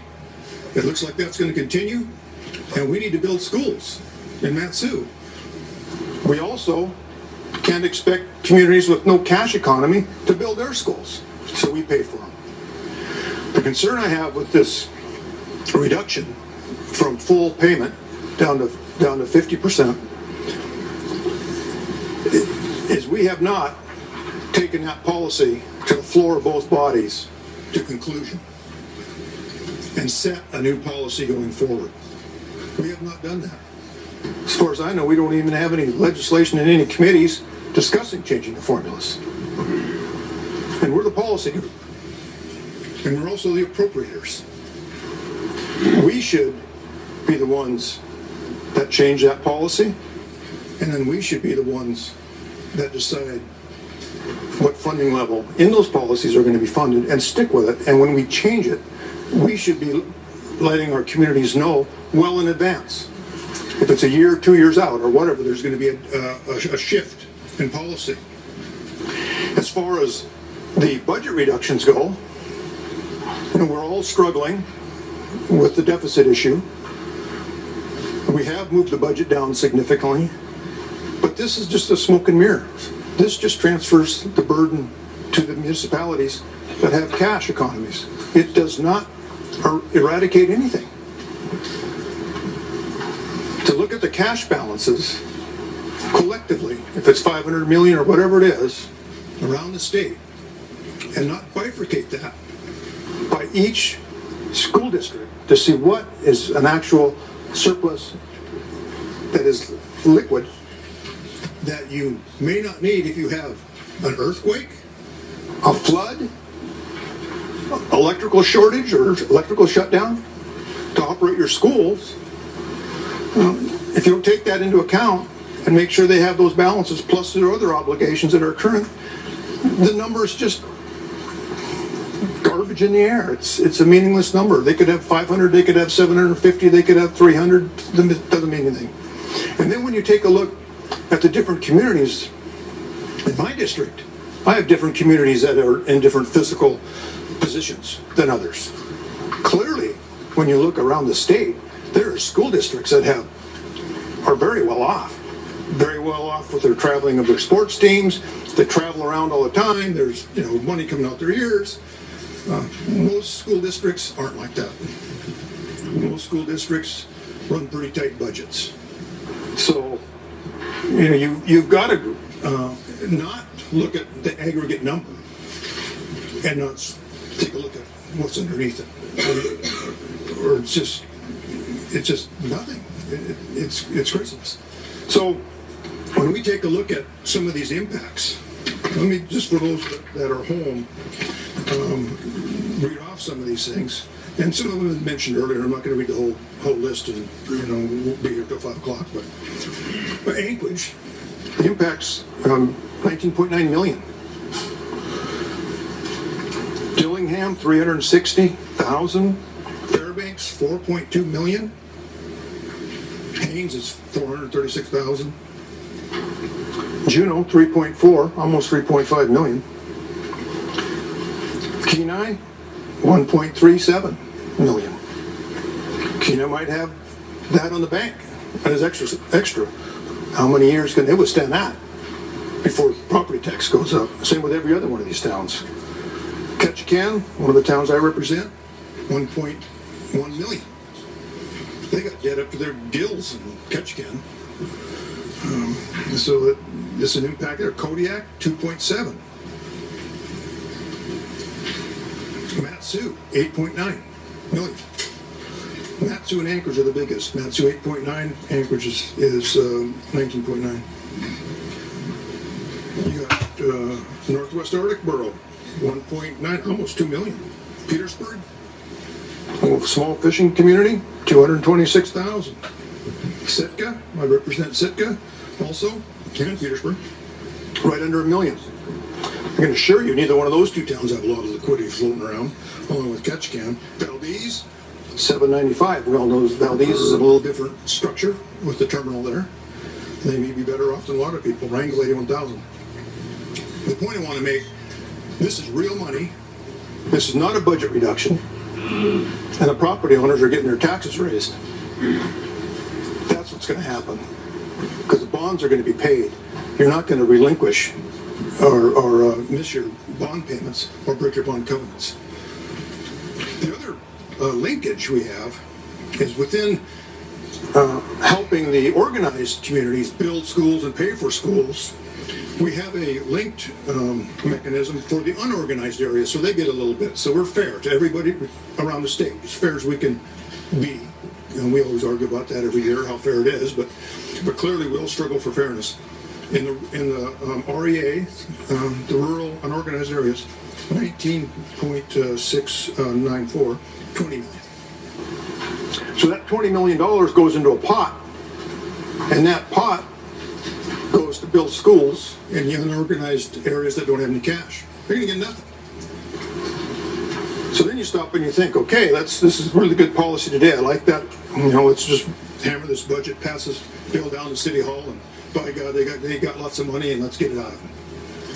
And then well, what happens in 2 years? What happens in 3 years? 4 years? What happens in 4 years, 3 years when Matsu needs a school? Do we tell them no? Go build your own school? I doubt it. I think they need a school every, what, 2-3 years, 2.5 years, something like that. Western Alaska, they're having kids, more kids than the other areas of the state. We're going to educate them. What are we going to tell them? We're not going to build their school? Then what's going to happen? Across the street, the law building's going to get real busy. Supreme Court's going to come down like they have before, and they're going to make a suggestion to the legislature, point blank. You will build schools. You have a constitutional obligation. And if you don't do it, we'll help you do it. So what do? We answer that call by building schools in rural Alaska to educate their kids in a warm and safe environment. That's our fundamental responsibility. That's what we're supposed to be doing. That's what we're here for. So I urge my colleagues to look beyond today. Look at what we're going to do 4 or 5 years from now. Look at the policy we're setting. I won't be asking for money to build schools in my district. I'll be very surprised, and for those watching, I got everything south of Juneau. I'll be very surprised if Juneau needs a school, or Kodiak needs a school, or Anchorage needs a school. I think they're talking about consolidation. I'd like to see the argument that Mat-Su does not need a school. I'd like to see the argument that kids in Western Alaska don't need schools. Because that argument cannot stand. And with that, Madam President, Mr. Speaker, I am very encouraged that the legislature will not let down future Alaskans and will ensure that they have a good education and quality schools, and a state, no matter what financial position or intermediate turmoil they have, they will stand tight and will take care of the obligation we have to our children. Thank you. Thank you, Senator Stedman. Senator Coghill. Thank you, Madam President and Mr. Speaker. I'd like to associate with the remarks just made. But I think there's a couple things in context that we need to remind ourselves of, and those who are watching. The reason we're here today is from the day we gavel in until now, we only have 5 days to consider how we might look at the budget we passed and the governor's action on vetoing it and how we might act. So we're talking about the previous year's action, but this year's budget. And we already talked about the supplemental, and the supplemental deals with this year's budget, the one we're in right now. And we have been assured that the governor is going to add money to the supplemental for the Marine Highway System. I've even understood that he went to our Legislative Budget and Audit Committee before we were gaveled in and asked for money for this Marine Highway System. So if we put the $5 million in, my guess is that's a small portion of what he's already asking for and will be asking for. So I'm okay with moving forward for 2 reasons. One, the money's going to be needed. Secondly, it's a vote of confidence for those who are struggling in a marine highway system that just is a big problem to work out. With regard to the bond debt reimbursement, it's been our policy, the way I understand it, is for the last 4 years we have not involved the communities in saying that we put a moratorium on our bond debt reimbursement, mainly because our budget went down. So if it's been the last 4 years, what we're doing actually is we're reaching back to when they voted on those 5 years or beyond and said, we will commit to you at least 50 to 70%, depending on the community. And so what we're doing is we're saying, we're not going to do that. I don't like that kind of a policy call where you retroactively go back and say, you agreed to do something, we agreed to do it, and we're going to live up to that agreement. And so we're going not back just last year, we're going back 4 years or beyond. And so just based on that understanding alone, I'm going to support this override only because we know we've already been in a 4-year, we're not going to do that question. And we're probably going to have to extend it some more because we don't have a lot of cash. But this does have an impact on those that have already been on the planning and those that have already been committed. So we're telling the communities, we made a commitment with you, but oh, by the way, we're just going to shift the commitment over to you. I don't like buying that. It doesn't reduce government. It just changes the agreements that we've made. And so we're dealing with this year's budget, 2020. The supplemental will deal with this year's budget. We will have another budget document that will be dealing with a 2021. That is the time that we need to have this discussion. We've already had this discussion. The governor said no. Now he came back and said, oh, by the way, I can't live up to that. And we're just saying, we agree. Let's override it. Thank you, Senator Coghill. Representative Ledoux. Yes, thank you, Madam Senate President, for recognizing me. I am going to be voting yes on the overrides, but it's going to be a very reluctant yes. And that's because this is my 12th year in this body. It hasn't been all consecutive, but, you know, all together, it's been 12 years. And I've never seen before when things go to the floor and it doesn't seem like there are the votes to get them passed. Well, I may be wrong here, but I've done a little, you know, I'm usually fairly decent in counting. So I guess I don't really understand. I feel like it's kind of like a Groundhog Day. Why we're doing this, because I don't think that it's going to end up with a different result, and people are getting to give speeches, and I'm even giving my little speech here, but that's why the vote is reluctant. I'm going to vote yes, however, because I think one of the most important things that you can do as a legislator is keep your commitments. And at least as far as the school bond indebtedness, we got a commitment there. Whether it be a legal commitment, whether it be a moral commitment, it was a commitment that this is what we were going to do for the schools. And, you know, I've heard many of my colleagues here talk about that commitment, and I agree with them. And keeping commitments is real important to me. So I just want to urge any of my colleagues who are going to vote to override because of the commitments to the municipalities to think of commitments and keeping their commitments when it comes to other issues in this legislature. And before I'm called out of order, I think all of you are going to know what I'm talking about. Thank you. Thank you, Representative Ledoux. Senator Reinbold, was the microphone up for you? Thank you, Madam President. So I will say this is a tough vote. I feel like I need the opportunity to explain why this vote is so difficult. I do support some of the governor's veto overrides. However, often it's bundled, and you may not support the whole bundling. We are in a deja vu moment, but this one actually is a little different. But on July 29th, 2019, we were asked to vote on House Bill 2001, where hundreds of millions of dollars were put in that. In addition, it was coupled with a 50% roughly reduction in the permanent fund dividend, where I had made it very clear I did not want to break the statute before voting on the permanent fund dividend. I felt that it was very wrong to just take it rather than have.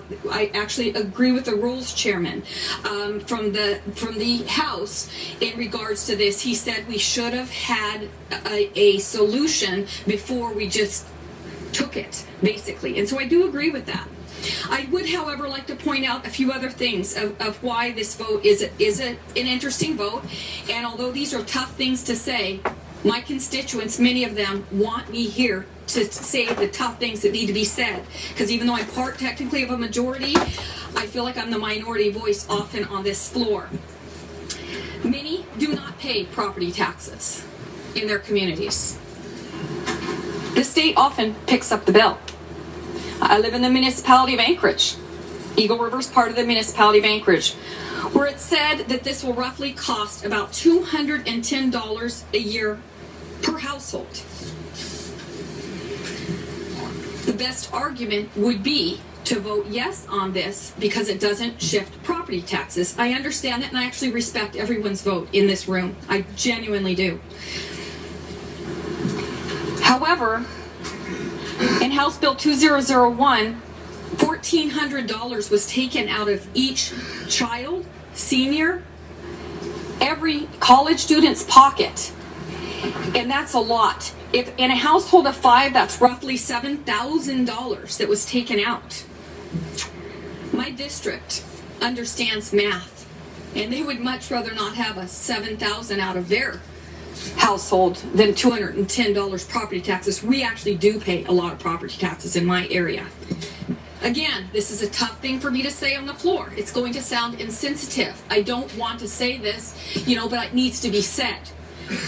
A lot of people choose to live in rural communities. They choose that. They know the expenses. They know the hardships. My community says that the ferry system doesn't impact them, so I'm here to represent the district right now. If they go to their cabin, they don't get a boat ride or a boat service out there. If they choose to move out to their cabin, the state doesn't pick up or subsidize it heavily. Even though I do like the ferry system and I understand it and I believe the state should fund it, we have to be careful, how much we fund it. I have to, even though I fully and genuinely respect the gentleman on the floor that spoke about the Glen Highway, which is the critical thoroughfare up to the North Slope, where they also pay a good chunk of our budget. It's a critical key area is the Glen Highway. Many years ago, I was in a subcommittee where we were talking about that. There was about 55 cents on the ferry system for 1 cent on the Glen Highway. So there is a big difference between roads and infrastructure versus the ferry system. I know to the people in the rural communities, they're very important. I would not want to not say that they are, but they are very costly. The ferry system is. I would like to thank you for allowing me to talk in regards to the permanent fund dividend, because equality is what Mason's rules were founded on. It is the fundamental principle. When we all voted for Mason's rules on this, we voted for equality. So I would like to say thank you for allowing me, as you did other members, to speak in regards to that. In closing, if I vote no on this, it will be because, one, $7,000 versus 210. It's to me, I don't like Common Core math, as everybody knows. My district understands real math. So I just wanted to say, although I do support infrastructure, I do support the ferry system. I think it needs to be tightened up like everywhere else in the budget. This may be my only chance to vote for budget reductions. And so I may very well be a no. Thank you, Reinbold. Representative Newman. Thank you, Madam President. First, I'd like to say thank you to all the members of this body and both bodies for all the nice thoughts and concerns that we have for the Mat-Su Borough School District.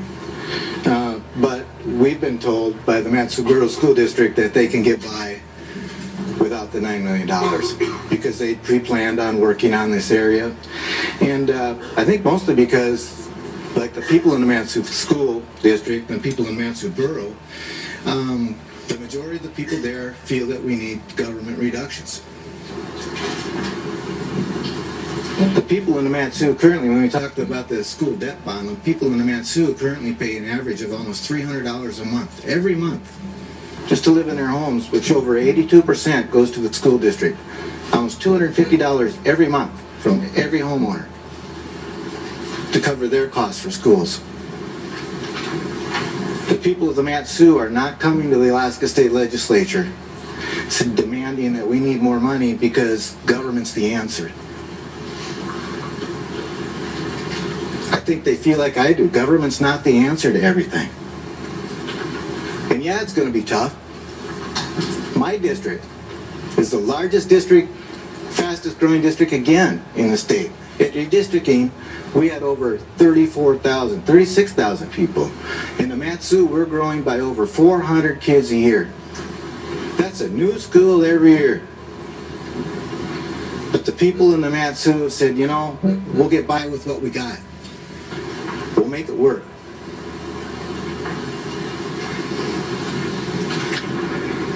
So I appreciate the concern, but the people in our district, at least the ones that have been talking to me, feel that they can get by. Madam President, It's not that I don't have empathy for the coastal communities and the ferries in the school districts. 5 years ago, 6 years ago, when I was the co-chair of finance and we passed the finance bill that reduced the funding for school debt bond reimbursement, it wasn't an easy decision. We did it because we didn't have the money coming into this state, and we still don't. I feel that we're taking the people's money, the permanent fund dividend money, to fund more government. And I think that that's wrong. I will support the people in my district who know and work very hard. 34,000 who drive down the Glen Highway every day just to go to work, to support their families, to earn the money to be able to pay for their schools. Mr. Speaker, Madam President, Alaska's in a very tough fiscal situation. It's my understanding through recent information from the Department of Transportation that this additional money currently that would go into the ferries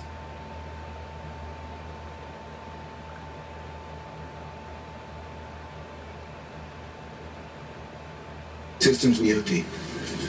And if I'm wrong, maybe somebody could correct me and tell me how this additional money is going to make those services happen without being in a regular standard budget that the public gets to vote on, the public gets to have public comment on, that the public gets to talk to us about, as opposed to going back into taking last year's bill and going back and retroactively vetoing the governor's vetoes and putting this money in now. We should have a process where the school education funding that comes in. We've got a lot of problems with education funding. We have two separate systems, an organized and unorganized. There's a lot of issues there. I agree. I have empathy for those schools and those communities that are working hard to get by every day. I hear from them. I listen to them. I read every email that comes in. But I also realize that government can't be the answer to everything. The people in my district work very hard. They cover their costs the best they can. I will be voting no on this, and I will be supporting the people in my district. Thank you, Representative Newman. Senator Gray Jackson. Thank you, Madam President and Mr. Speaker. I'd like to start out by saying that I support the Marine Highway System 100%. But when it comes to bond debt reimbursement, for those who think that we can use fund balance for this purpose, it just makes me realize that there's still a big misunderstanding of the purpose of fund balance.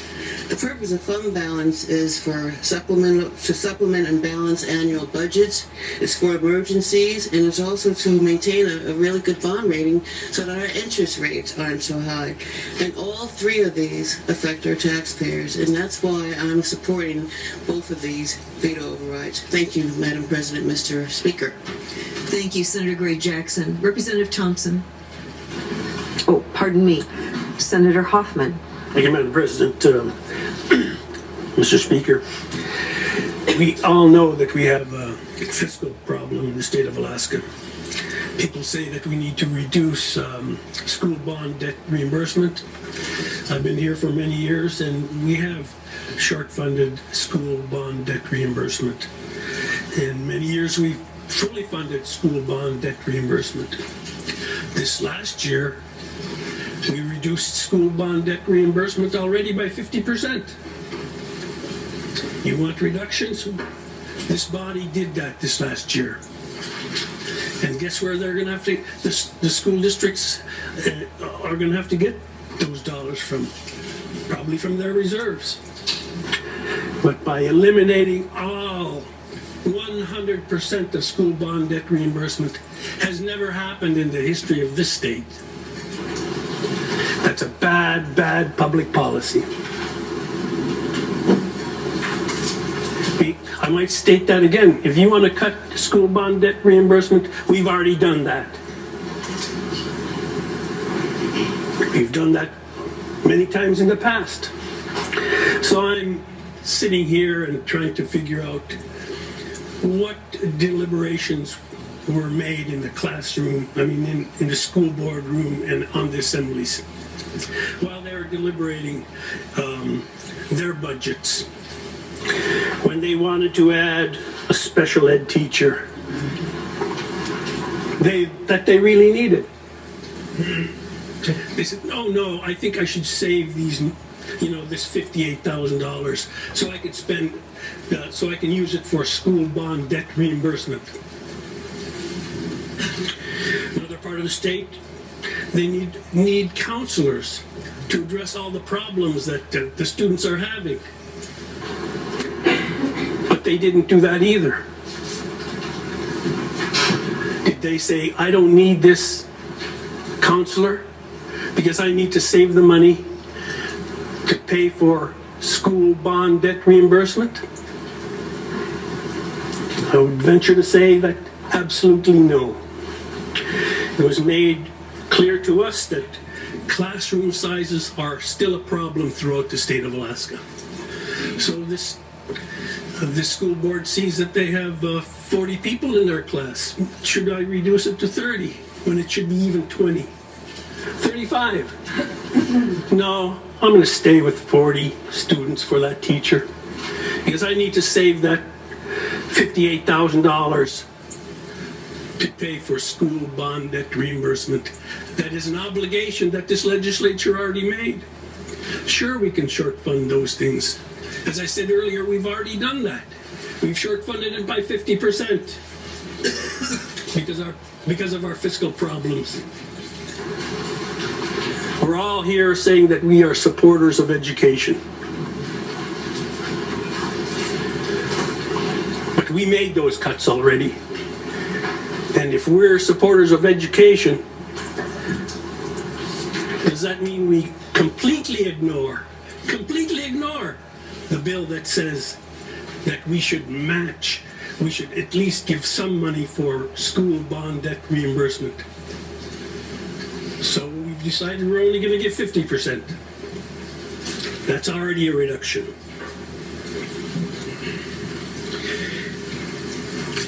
Look at our budget process.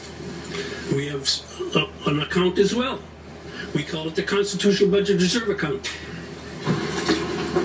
I've heard it said throughout the halls in Juneau that we can't spend that completely down. We need to save those dollars for purposes that are emergencies. And I think every legislator here agrees with that concept. So what we're doing is basically stating that we're declaring there's an emergency in each one of these school districts, and we're forcing them to address their savings accounts or pass it on to the constituents that they represent in forms of property tax where it is affected. I would say that is a bad public policy. If you were a school board member or an assembly member sitting here today and we're making this decision, should I dip into my savings account instead of adding more money to the classroom for varied reasons? Those school board members and those assembly members, I would say that probably 90% of them would say, yes, I'm going to vote for this amendment because I'm a strong supporter of education, which everybody says that that's what they stand for here today. So I go through the thought process and I come to the conclusion that by not voting for this amendment, by voting against it is a bad public policy. And if I were sitting here as a school board member voting, I would have no other choice. No other choice if I'm going to stand up for education but to press the green button. Thank you, Senator Hoffman. Senator Hughes? Good afternoon, Madam President. That it was a passionate act to follow, but I'm going to try my best. I'd like to remind everyone in this room and those Alaskans who might be listening that we are currently facing a $1.5 billion fiscal gap. And what we're being asked to do here at this moment is to add $55 million to it. I'd like to correct, and you know, I'll just stop and say, I love the fact that we have a representative republic and everyone in this room is free to vote to represent their districts and their constituents and vote based on their conscience. That's a wonderful thing. That's the way it's supposed to be, Madam President. I just want to correct something because there was some old information. My dear colleague and friend from Anchorage had some information about Mat-Su early in the debate, and it's since been updated, and my colleague from Big Lake did allude to it because we've had recent conversations with our assembly. We do have reserves to cover it this year. It will not diminish and make it a problem as far as the fund balance that they are required and need to keep on balance, because we've been prudent in our district. And I'm happy to say too, Senate President, that we recently have some great new fiscal conservatives on our school board that are going to be looking for greater efficiencies. I don't know how many of you remember in the education committees last year, we learned based on national data from the U.S. Census Bureau that Alaska had the worst ratio of administrative dollars to instruction dollars or to classroom dollars. There are still efficiencies to be found in the money that the districts have and use. I, like you, want every dollar possible in the classroom. I actually, it might surprise you, I believe that teachers ought to be paid more because I believe they have the most important job. And they ought to be paid like physicians and scientists and engineers. And so we have to work on finding those efficiencies, Madam President. And I'm very proud of our Mat-Su school district. We are the fastest growing. We're building a school, I believe it's about every 3 years. But we are prepared to, and we've got the support from people back home to vote against this. And I want to say too, I'm not going to question and say somebody's numbers are wrong, but our numbers, if we hadn't been prudent and didn't have the reserves, the amount per household for a $350,000 home was only going to be $17 a year for this. And you know what? My folks back home would rather see the budget of the state of Alaska shrink, even if they had to pay that $17. Because if it doesn't shrink, we're going to be faced with all kinds of taxes out and money out of their wallet. So if we can't exercise a little fiscal discipline on this, they know that they are going to be faced with a higher taxes and more out of their wallets from the state of Alaska. So I'm very proud of my area. I'm proud of how they've asked me to vote on this. So I just want to make it clear.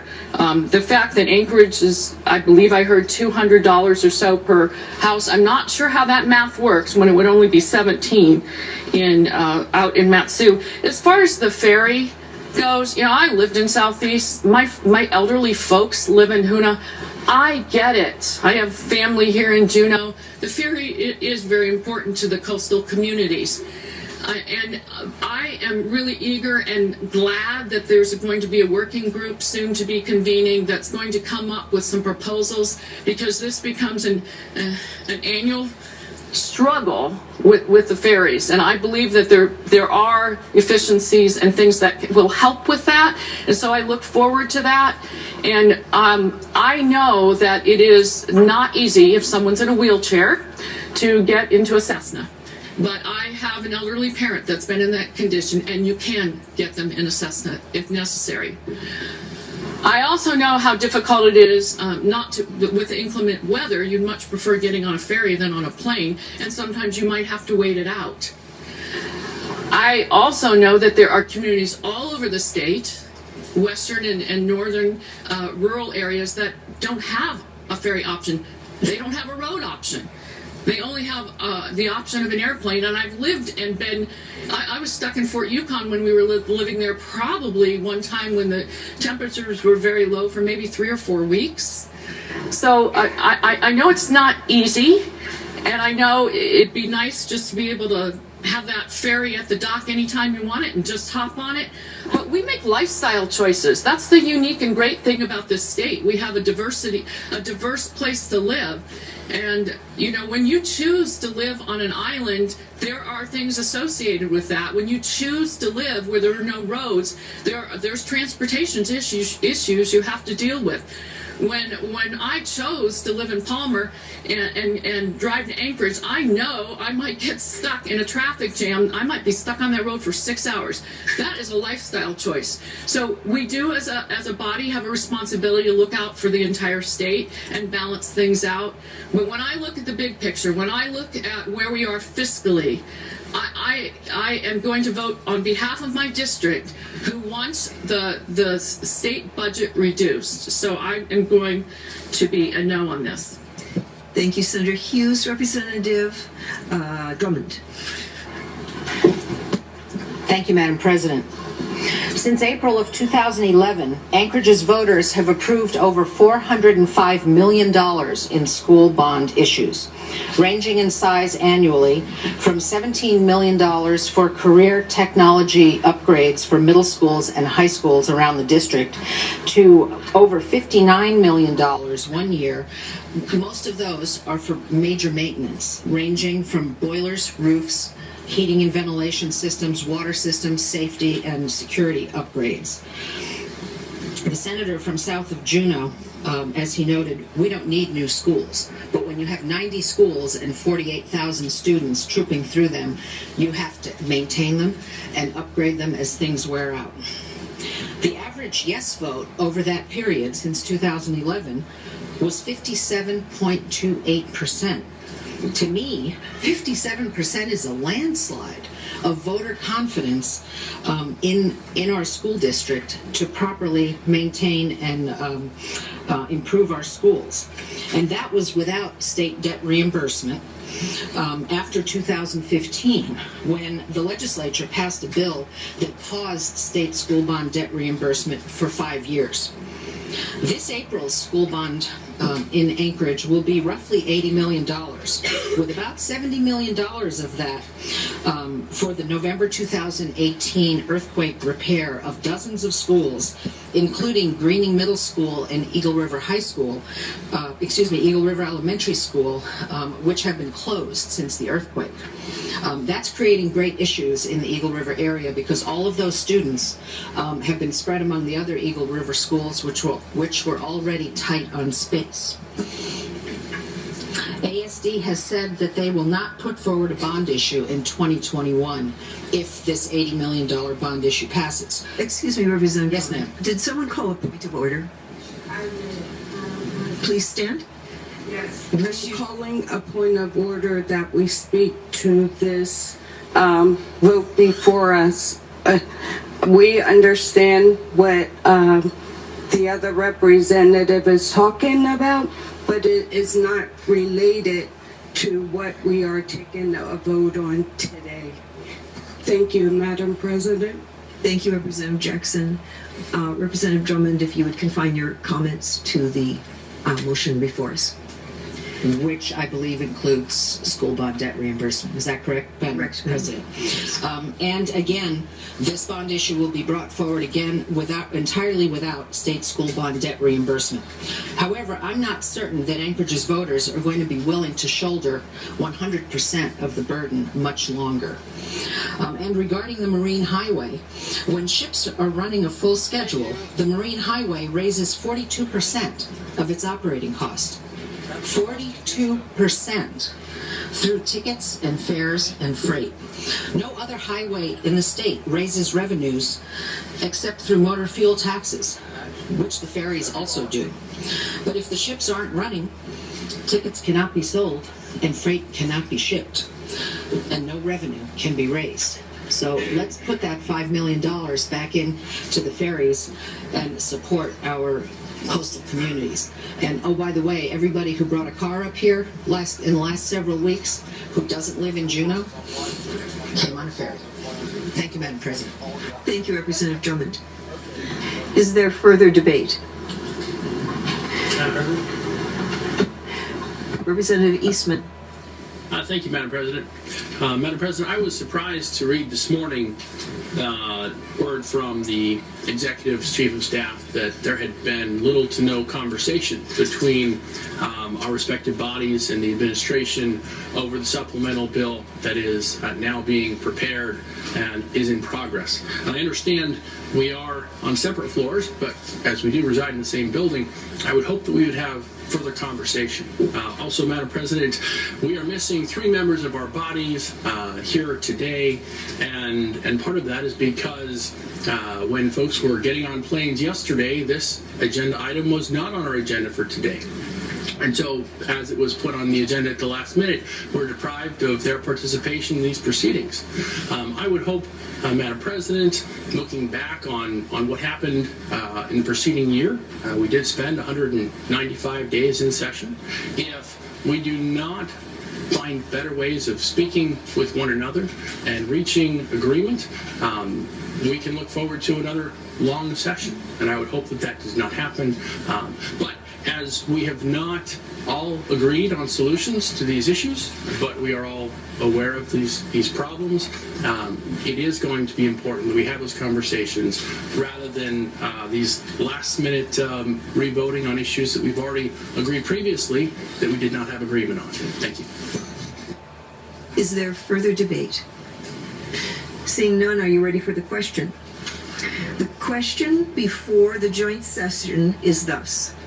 Shall Section 1, page 7, lines 26 through 27, Alaska Marine Highway System, Section 10B, page 19, lines 13 through 16, State Aid for Costs of School Construction, and Section 11D, page 19, lines 25 through 27, Regional Education Attendance Areas and Small Municipal School District School Fund of Senate CS for House Bill number 2001, Finance Amended Senate, become law, notwithstanding the governor's line item veto.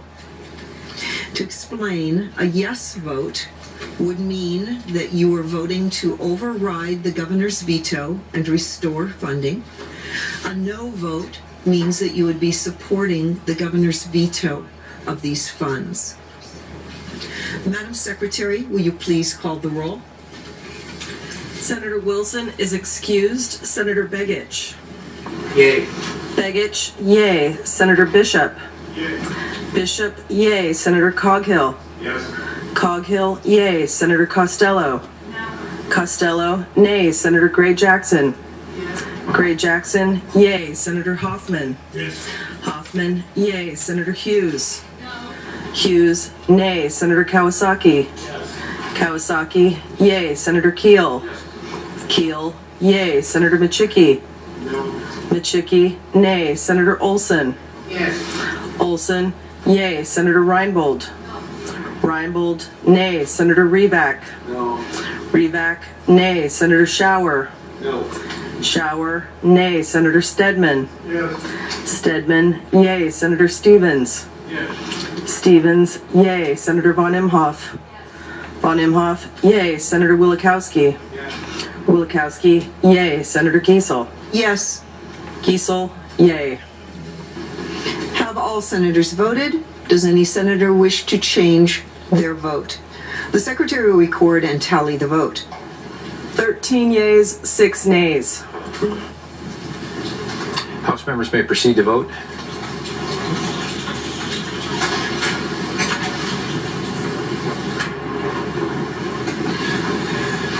Will the clerk please lock the roll? Does any member wish to change his or her vote? Will the clerk please announce the vote? 24 yeas, 14 nays. Will the secretary tally the combined vote total? 37 yeas, 20 nays. So on a vote of 37 yeas and 20 nays, the motion fails to pass. Mr. Majority Leader. Madam President, I move and ask unanimous consent that joint session adjourn. Seeing no objection, the joint session is adjourned. All All right, I would like to thank everybody that sat all the way through all 3 hours of this. It was definitely interesting to hear from every senator and representative that we have sitting in Juneau. The vote was very well known what it was going to be before it even happened. The nays definitely outweighed the yays. If you're looking at the scorecard as in they needed 45 votes to make what they were doing today happen. Just another far outreaching stretch from the other side, just trying to push the agenda to make the waves. This is all just for the viewing, for the public. This has nothing to do with actual reality. Thank you all for joining us today. Don't forget to share.